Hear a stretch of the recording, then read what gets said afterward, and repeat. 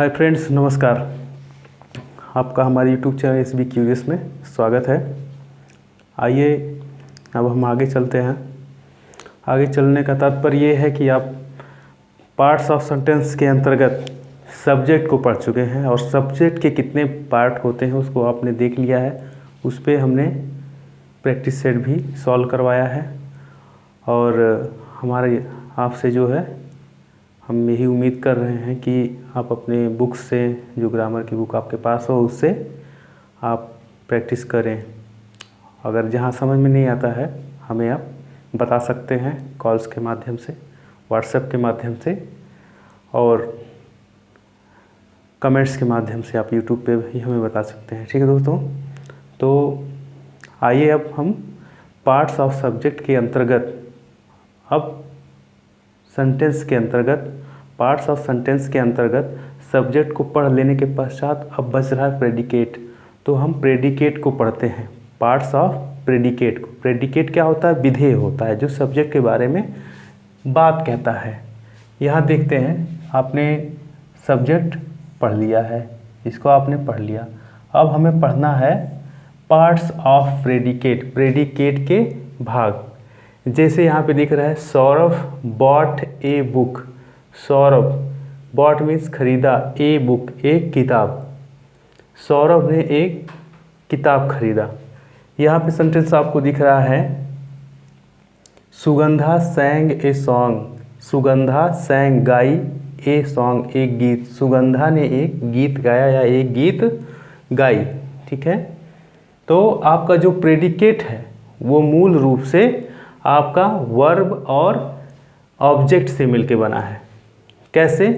मैं आपको इस टेबल में ले चलता हूँ। जो ये टेबल नंबर 1 है, इसको आप देखिए। टेबल नंबर 1 में क्या लिखा है, इसके बाद टेबल को देखने के पश्चात इसको फिर से देखा जाएगा, क्योंकि इसके आधार पर हम और जानकारी प्राप्त करेंगे। देखिए, पहला टेबल है my mother कुक्स food. My mother कुक्स food. देखिए, माई मदर सब्जेक्ट हो गया। ठीक है, सब्जेक्ट के बारे में अगर देखें, सब्जेक्ट के बारे में हमें इस जो है वीडियो में नहीं बताना है, क्योंकि हम प्रेडिकेट पे फोकस करने वाले हैं। यदि हम सब्जेक्ट पे फोकस करने लगेंगे या उसके बारे में बताने लगेंगे तो प्रेडिकेट पीछे रह जाएगा। आइए हम प्रेडिकेट को पढ़ते हैं। ये सब्जेक्ट है, प्रेडिकेट का हिस्सा क्या है? कुक्स पकाती हैं, फूड भोजन। कुक्स पकाती हैं, फूड भोजन। कुक्स मीन्स पकाना, पकाने का कार्य हो रहा है, क्रिया हो रही है। ठीक है, ये वर्ब है। फूड क्या है? भोजन है, भोजन पक रहा है। उद्देश्य मतलब इस कार्य करने का प्रभाव किस पे पड़ रहा है? भोजन पे पड़ रहा है, फूड पे पड़ रहा है। ठीक है, कुक्स फूड। माई मदर कुक्स फूड, मेरी माँ भोजन पकाती हैं। अगला उदाहरण है विशाल राइट्स। राइट्स मीन्स लिखता है, ए लेटर एक पत्र। विशाल एक पत्र लिखता है। आगे है Rupa. Rupa bought a pen. Rupa bought खरीदी ए पेन एक कलम, एक पेन खरीदी। रूपा क्या खरीदी? एक पेन। यहाँ पे देखिए, इस वाक्य में विशाल राइट्स ए लेटर है, तो राइट्स क्या है? क्रिया है, लिखने की क्रिया है। ए लेटर उद्देश्य है, एक लेटर लिखा जा रहा है। ठीक है, इस क्रिया का प्रभाव किस पे पड़ा? लेटर पर। ठीक, इसमें है रूपा बॉट ए पेन। रूपा ने एक पेन खरीदा, तो ये खरीदने का प्रभाव किस पे पड़ा? पेन पे। पेन ही खरीदा गया, दूसरी कोई अन्य चीज नहीं खरीदी गई। ठीक है, तो ये हो गया आपका पार्ट्स ऑफ प्रेडिकेट। प्रेडिकेट मूल रूप से वर्ब और ऑब्जेक्ट से मिलकर के बना होता है। ठीक है, आगे हम पढ़ेंगे कि वर्ब, इसमें जो प्रेडिकेट में वर्ब है, वर्ब के क्या प्रकार हैं। ठीक है, और ऑब्जेक्ट की क्या विशेषताएं हैं, ऑब्जेक्ट के कितने प्रकार हैं। ठीक, आगे उदाहरण इसमें देखिए, यहाँ पे शुरुआत में देखिए फिर से सौरभ बॉट ए बुक।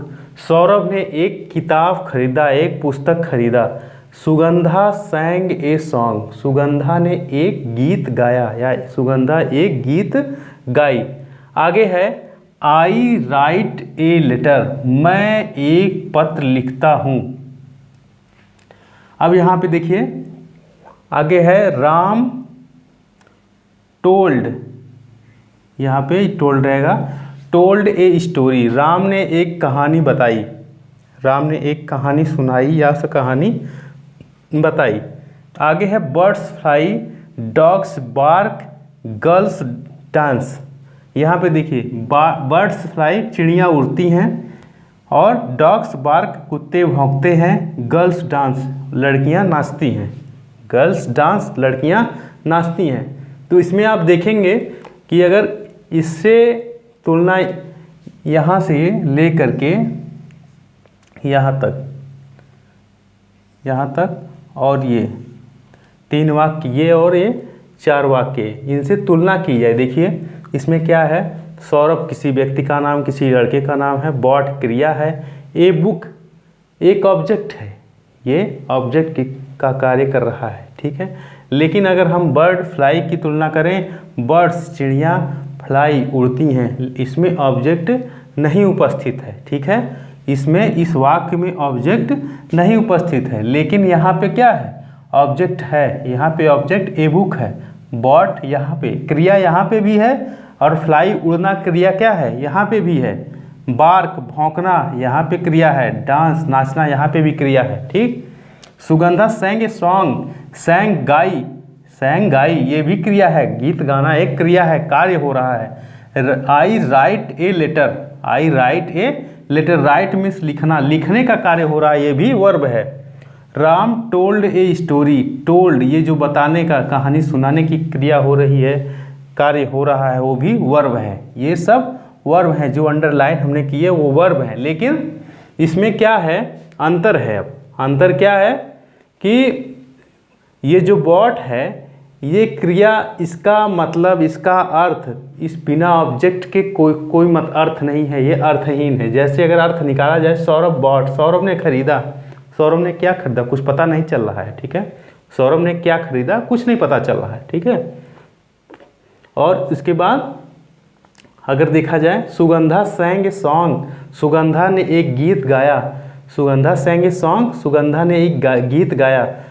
अगर यहाँ पे इसको ए सॉन्ग हटा दिया जाए, ऑब्जेक्ट हटा दिया जाए, तो सुगंधा सैंग, सुगंधा ने गाया, इसे स्पष्ट नहीं हो रहा क्या गाया, ठीक है। I write a letter, I write a letter, मैं एक पत्र लिखता हूँ। अगर यहाँ से ए लेटर हटा दें तो आई राइट, मैं लिखता हूँ, ये पता नहीं चल रहा कि क्या लिखता हूँ, कहाँ लिखता हूँ, कैसे लिखता हूँ, ये सब कोई बात पता नहीं चल रही है। लेकिन इसमें आगे एक है राम टोल्ड स्टोरी, राम ने एक कहानी सुनाई, राम ने एक कहानी सुनाया या सुनाई। अगर इस स्टोरी को हटा दें तो टोल्ड जो है आपका निरर्थक हो जाएगा। राम टोल्ड, राम ने सुनाया, राम ने बताया, क्या सुनाया ये भी नहीं स्पष्ट हो रहा है। लेकिन ये जो आपका उदाहरण है, ये तीनों उदाहरण हैं, इसमें इसको आप देखिए, बर्ड्स फ्लाई, चिड़ियाँ उड़ती हैं, चिड़ियाँ उड़ती हैं, ये वाक्य आपका पूरा हो जाएगा, अर्थ पूरा हो जाएगा। चिड़िया उड़ती हैं, चिड़िया उड़ने का कार्य करती हैं, आप सभी जानते हैं। तो यहाँ पे अर्थ क्या है, क्रिया का अर्थ पूरा हो जा रहा है। लेकिन इन वाक्यों में क्रिया का अर्थ ऑब्जेक्ट के बिना पूरा नहीं होगा। यहाँ पे क्या हो रहा है कि इसका अर्थ, इसका भाव पूरा करने में किसी ऑब्जेक्ट की आवश्यकता नहीं है। डॉग्स बार्क, कुत्ते भौंकते हैं, कुत्ते भौंकते हैं, ये बार्क जो वर्ब है, इसका भी अर्थ, भाव पूरा करने में किसी ऑब्जेक्ट की आवश्यकता नहीं है। उसी प्रकार से गर्ल्स डांस, लड़कियां नाचती हैं, ठीक है, इसका भी अर्थ पूरा करने के लिए किसी ऑब्जेक्ट की आवश्यकता नहीं महसूस हो रही है। तो अब यहाँ से एक बात निकल कर के आती है कि वे क्रियाएं जिनका अर्थ पूरा करने के लिए, जिनका भाव पूरा करने के लिए, जिनकी मीनिंग पूरा करने के लिए किसी ऑब्जेक्ट की आवश्यकता होती है, किसी ऑब्जेक्ट की आवश्यकता होती है, तो उसे ट्रांजिटिव वर्ब कहते हैं, उसे ट्रांजिटिव वर्ब कहते हैं या सकर्मक क्रिया कहते हैं, सकर्मक क्रिया कहते हैं। जैसे ये जो ऑब्जेक्ट है वो उसे क्या कहते हैं, कर्म कहते हैं। ये जो सब्जेक्ट होता है उसे कर्ता कहते हैं, और जो ऑब्जेक्ट होता है उसे कर्म कहते हैं। तो इससे अगर अर्थ निकाला जाएगा हिंदी का, सकर्मक, स मीन्स साथ, जो कर्म को साथ लेके चले, वो ऐसी क्रिया जो कर्म के साथ हो। स मीन्स साथ, कर्म के, ठीक है, जो कर्म के साथ हो वो ट्रांजिटिव वर्ब है। जैसे ट्रांजिटिव वर्ब के आपके उदाहरण हैं बॉट, सैंग, राइट, टोल्ड, ठीक है, क्योंकि इनके बाद क्या है, ऑब्जेक्ट हैं। ऑब्जेक्ट के बिना इनका अर्थ अधूरा रह रहा है। उसी प्रकार से अब हम इनको देखते हैं। ये जो आपका फ्लाई वर्ब है, बार्क वर्ब है, डांस वर्ब है, इनका अर्थ, फ्लाई का उड़ना अर्थ होता है, बर्ड्स फ्लाई चिड़िया उड़ती है, डॉग्स बार्क कुत्ते भौंकते हैं, गर्ल्स डांस लड़कियां नाचती हैं।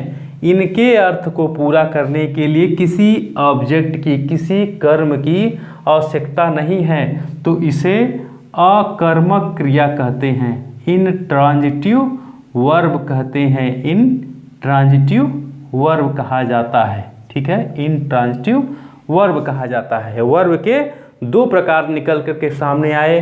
पहला प्रकार आपका आया इनट्रांजिटिव वर्ब और दूसरा ट्रांजिटिव वर्ब और दूसरा इनट्रांजिटिव वर्ब, अकर्मक क्रिया, ठीक है, अकर्मक क्रिया। यहाँ से इस उदाहरण से फिर से आप देख सकते हैं एक उदाहरण में कि Saurabh bought a book, Saurabh ने एक बुक खरीदा। सौरभ सब्जेक्ट हो गया जो कि आप पहले पढ़ चुके हैं, बॉट क्रिया हो गई, ये खरीदने का कार्य हो रहा है, ए बुक ये आपका क्या हो गया, ये हिस्सा ऑब्जेक्ट हो गया, ठीक है। तो ऐसी क्रिया जिसका अर्थ बिना कर्म, जिसका भाव जो है, जिसका अर्थ कर्म के साथ, ऑब्जेक्ट के साथ हो, या जिसका अर्थ कर्म के बिना पूरा ना हो, उसे ट्रांजिटिव वर्ब या सकर्मक क्रिया कहेंगे। और ऐसी वर्ब जैसे यहाँ पे बर्ड्स फ्लाई, बार्क और डांस, ठीक है, ये सब ऐसी क्रियाएं जिनका अर्थ पूरा करने के लिए किसी ऑब्जेक्ट की आवश्यकता ना हो, उसे अकर्मक कहते हैं, इनट्रांजिटिव वर्ब कहा जाता है, ठीक है, इनट्रांजिटिव वर्ब कहा जाता है। आगे देखते हैं हम direct object, indirect object. Direct object, object का प्रकार हो गया आपका, ऑब्जेक्ट के प्रकार कितने आगे अभी आप देखेंगे। एक ऑब्जेक्ट का प्रकार हो गया डायरेक्ट और दूसरा इनडायरेक्ट, ठीक है। आपने यहाँ पे वर्ब के प्रकार देख लिए कि दो वर्ब हो रही हैं, ठीक है, कौन कौन, ट्रांजिटिव और इनट्रांजिटिव। अब हम देखते हैं कि डायरेक्ट ऑब्जेक्ट क्या है, इनडायरेक्ट ऑब्जेक्ट क्या है। जैसे अगर उदाहरण से देखा जाए कि सुनील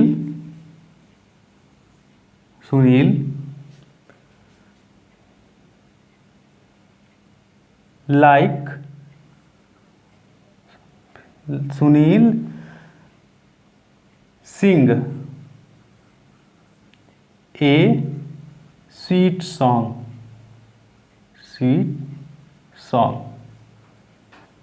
सुनील एक मधुर गीत गाता है। सुनील आपका क्या हो गया, सब्जेक्ट हो गया, ये आपका सब्जेक्ट है, ठीक। सिंग गाता है, सिंग्स होगा, सिंग्स गाता है, क्या गाता है, ये क्या होगा, सिंग्स क्रिया, ये वर्ब हो जाएगी, ये क्रिया हो जाएगी। ये स्वीट सॉन्ग, ये स्वीट सॉन्ग, ये आपका क्या हो गया, ये ऑब्जेक्ट हो गया, ये ऑब्जेक्ट हो गया।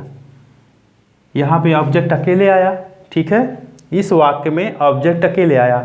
अब ऐसे वाक्य मिलेंगे आपको जिसके जो है जिसमें दो ऑब्जेक्ट होंगे। जैसे आइए देखते हैं,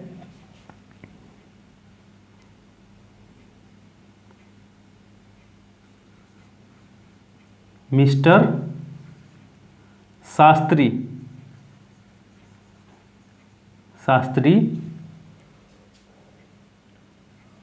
told us a nice story, Mr. Shastri told us a nice story। Mister Shastri ये वाला हिस्सा आपका हो गया सब्जेक्ट, ये हिस्सा सब्जेक्ट हो गया। टोल्ड क्रिया हो गई, बताए सुनाए, ये आपका क्या हो गया, ये क्रिया हो गई, ये क्रिया हो गई। अस क्या है, अस ये आपका प्रेडिकेट का भाग है। अस ये जो क्या है, ये ऑब्जेक्ट है, ये ऑब्जेक्ट है। अब ये कैसे ऑब्जेक्ट है, ये सब्जेक्ट करता, ये सुनाने का बताने का काम कर रहे हैं। क्या बताने का काम कर रहे हैं, स्टोरी कहानी, ये नाइस स्टोरी, एक अच्छी कहानी, एक सुंदर कहानी। मिस्टर शास्त्री ने हमें एक सुंदर कहानी सुनाई। अब जैसे अगर हम पीछे चलते हैं थोड़ा, तो सब्जेक्ट का कैसे पता करते हैं, क्रिया के आगे कौन लगा करके, कौन या किसने, ठीक है। तो किसने अच्छी कहानी सुनाई, मिस्टर शास्त्री ने। जवाब में जो आएगा वो क्या होगा, सब्जेक्ट होगा। किसने हमें अच्छी कहानी सुनाई, सुंदर कहानी सुनाई, मिस्टर शास्त्री ने, ठीक है। अब यहाँ पे क्या है, टोल्ड क्रिया है, अस जो है हमारे लिए उपयोग हो रहा है। ए एक nice story, a nice story, ये पूरा एक जो क्या हो गया, ये भी ऑब्जेक्ट है, ये भी ऑब्जेक्ट है।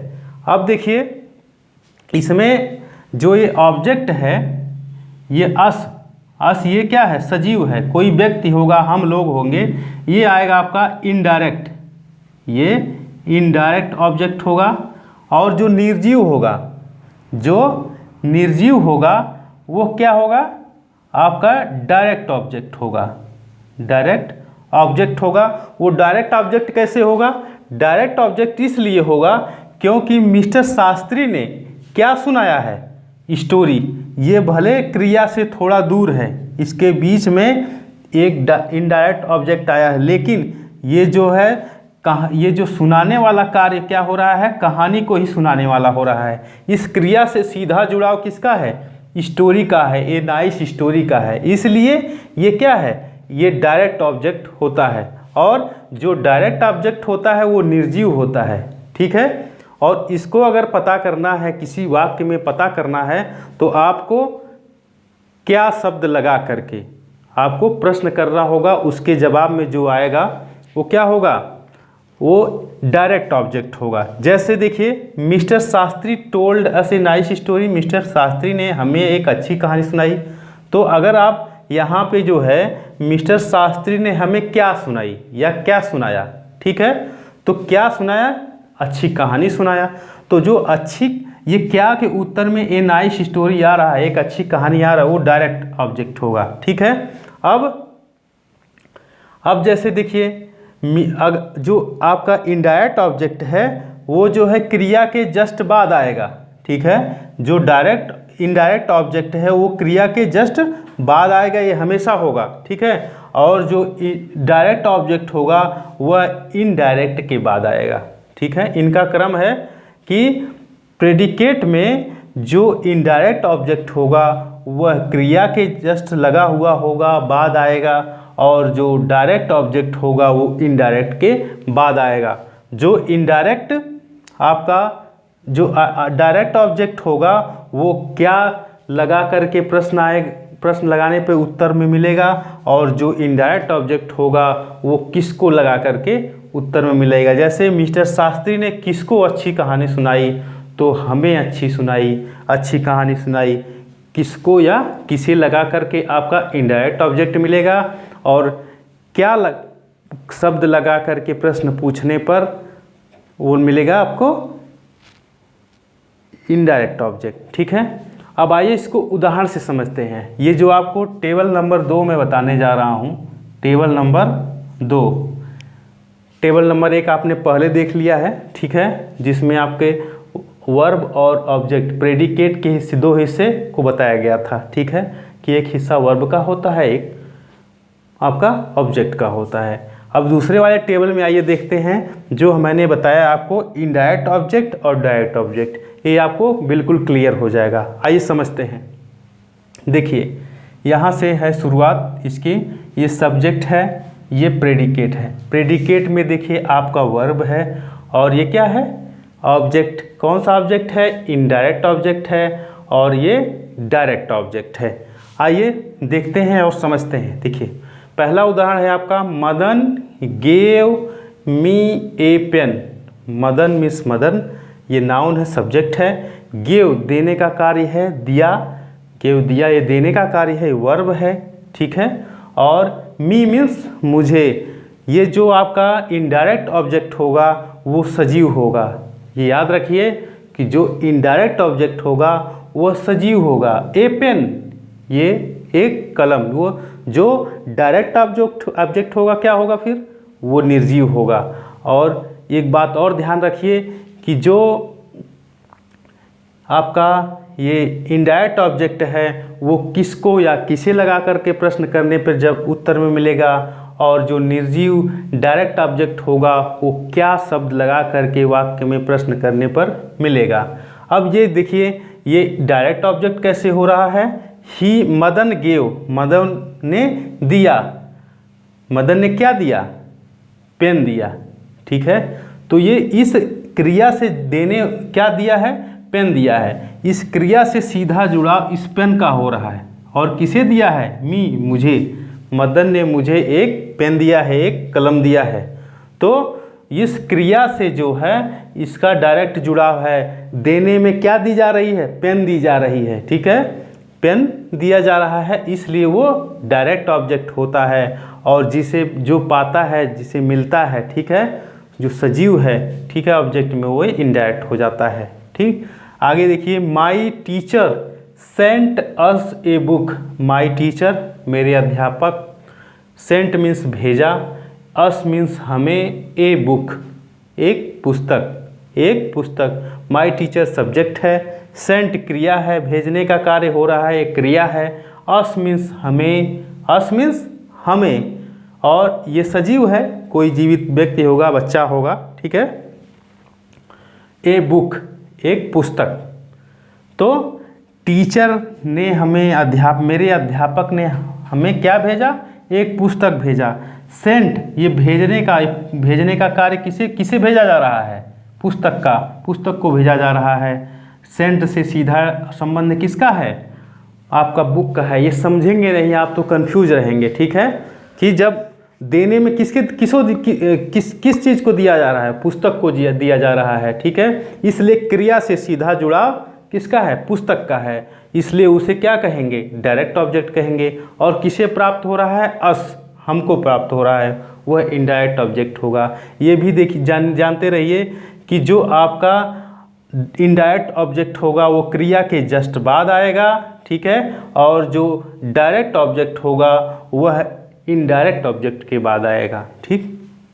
आगे देखते हैं, mister Gupta bought, mister Gupta bought means खरीदे,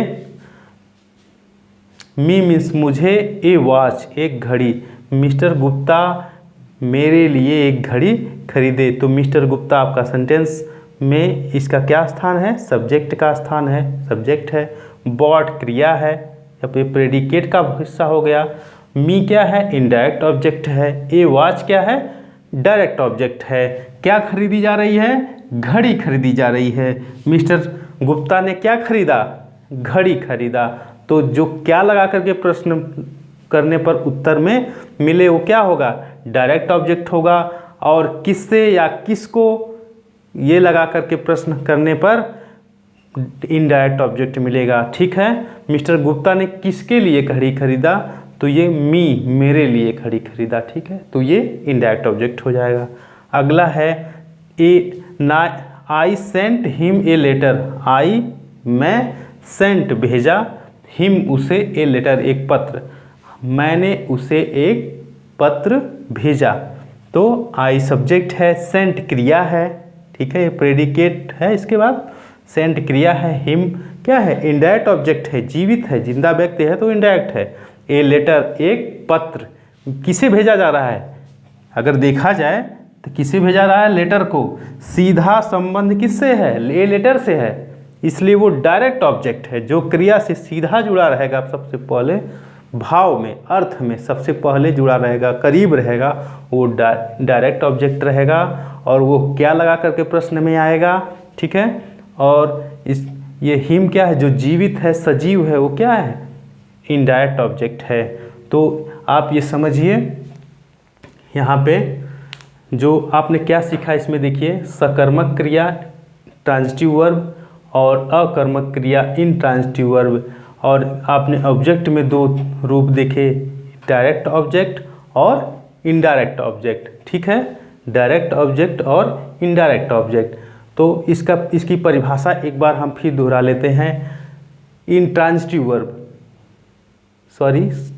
वर्ब सकर्मक क्रिया, ट्रांजिटिव वर्ब सकर्मक क्रिया, ऐसी क्रिया जिसका अर्थ पूरा करने के लिए, जिसका भाव पूरा करने के लिए किसी ऑब्जेक्ट की, किसी कर्म की आवश्यकता हो, उसे सकर्मक क्रिया कहते हैं। जैसे कि यहाँ पे उदाहरण देख लें, विशाल राइट्स ए लेटर, विशाल एक पत्र लिखता है, विशाल एक पत्र लिखता है। राइट जो है ये लिखने वाला कार्य हो रहा है, किसे लिखा जा रहा है, एक लेटर को लिखा जा रहा है, ठीक है। तो विशाल राइट्स अगर रहे तो ये नहीं सही लगेगा, इसका भाव पूरा नहीं होगा, क्या लिख रहा है कुछ पता नहीं चलेगा, ठीक है। रूपा बॉट ए पेन, रूपा ने एक पेन खरीदा, एक कलम खरीदा, तो यहाँ पे पेन खरीदने का कार्य हो रहा है। ये इसलिए ये जो राइट्स है, ये बॉट है, ये क्या है, ट्रांजिटिव वर्ब है। ऐसी वर्ब जिसका अर्थ पूरा करने के लिए ऑब्जेक्ट की आवश्यकता हो, ठीक है, उसे ट्रांजिटिव वर्ब कहते हैं। और ऐसी वर्ब जिनका अर्थ पूरा करने के लिए किसी भी वर्ब ऑब्जेक्ट की आवश्यकता ना हो, उसे इंट्रांजिटिव वर्ब कहते हैं, अकर्मक क्रिया कहते हैं। जैसे फ्लाई, बार्क, डांस, ठीक है, ये सब हैं, इसको क्या कहते हैं, अकर्मक क्रिया कहते हैं। अब आपने देखा है इसके बाद ऑब्जेक्ट के दो रूप, डायरेक्ट ऑब्जेक्ट और इनडायरेक्ट ऑब्जेक्ट। डायरेक्ट ऑब्जेक्ट किसी वाक्य में निर्जीव होता है, ठीक है, निर्जीव शब्द होता है, और क्या लगा करके प्रश्न करने पर आपका डायरेक्ट ऑब्जेक्ट मिलता है। इनडायरेक्ट ऑब्जेक्ट क्या होता है, किसी वाक्य में वह सजीव होता है, कोई व्यक्ति होता है, कोई जीवित पर्सन होगा, ठीक है, वो इनडायरेक्ट ऑब्जेक्ट होगा। और विशेषता एक है कि जो इनडायरेक्ट ऑब्जेक्ट होता है वो वर्ब के जस्ट बाद में आता है, ठीक बाद में आता है, और जो डायरेक्ट ऑब्जेक्ट होता है वह इनडायरेक्ट ऑब्जेक्ट के बाद आता है, ठीक है। तो ये आपने देखा पार्ट्स ऑफ प्रेडिकेट के बारे में, ठीक है। ये मुख्य रूप से ये हिस्से हैं प्रेडिकेट्स के, वर्ब और ऑब्जेक्ट। वर्ब में आपने देखा ट्रांजिटिव वर्ब और इंट्रांजिटिव वर्ब। ट्रांजिटिव वर्ब सकर्मक क्रिया, इंट्रांजिटिव अकर्मक क्रिया। ट्रांजिटिव वर्ब सकर्मक क्रिया वह क्रिया होती है जिसका अर्थ पूरा करने के लिए किसी ऑब्जेक्ट की आवश्यकता हो, और इंट्रांजिटिव वर्ब वह क्रिया होती है, वह वर्ब होती है जिसका अर्थ पूरा करने के लिए किसी भी ऑब्जेक्ट की आवश्यकता नहीं होती है। उसी प्रकार से आपने ऑब्जेक्ट के दो रूप देखे, एक डायरेक्ट ऑब्जेक्ट और एक इनडायरेक्ट ऑब्जेक्ट। डायरेक्ट ऑब्जेक्ट आपका निर्जीव होता है, ठीक है, और वाक्य में क्या लगा करके प्रश्न करने पर आपका डायरेक्ट ऑब्जेक्ट मिलता है, और जो सजीव ऑब्जेक्ट होता है वो इनडायरेक्ट ऑब्जेक्ट होता है, और किसे या किसको लगाकर प्रश्न करने पर वाक्य में आपका इनडायरेक्ट ऑब्जेक्ट मिलता है, ठीक है। तो और नई जानकारी के साथ मिलते हैं नए वीडियो में। हमारी आपसे ये अपेक्षा है कि किसी तरह की कोई समस्या हो, कोई प्रश्न हो, कोई बात कहनी हो, तो आप हमारे द्वारा उपलब्ध कराए गए फ़ोन नंबर पर व्हाट्सएप कर सकते हैं, कॉल के माध्यम से हमें सूचना दे सकते हैं, प्रश्न कर सकते हैं हमसे, और कमेंट्स में अपने बातें बता सकते हैं, ठीक है। हमारा समर्थन करें, और ताकि जो चीज़ें आपको कमियां दिख रही हैं उसके बारे में आप हमारा मार्गदर्शन कर सकते हैं, ठीक है, जिस प्रकार से हम आपका मार्गदर्शन कर रहे हैं, ठीक है। आपके सारे सुझाव सादर आमंत्रित हैं। मिलते हैं अगले वीडियो में, तब तक के लिए नमस्कार, जय हिंद।